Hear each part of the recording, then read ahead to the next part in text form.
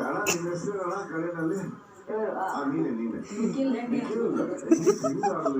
ಸ್ವಲ್ಪ ಮ್ಯೂಸಿಕಲ್ ಆಗಿ ಎಲ್ಲಿ ಏನ್ ಸರಿ ಇತ್ತು ಏನ್ ಸರಿ ಮಕ್ಕೊಂಡು ಮಾಡ್ತಾಳೆ.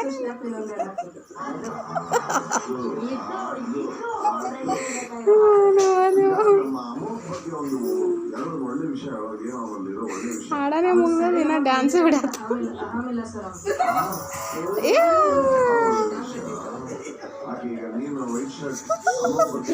ಎಣ್ಣೆ ಹಚ್ಕೋ, ಎಣ್ಣೆ ಹಂಗೆ ತಲೆಗೆ ಎಣ್ಣೆ ಹಚ್ಕೋ.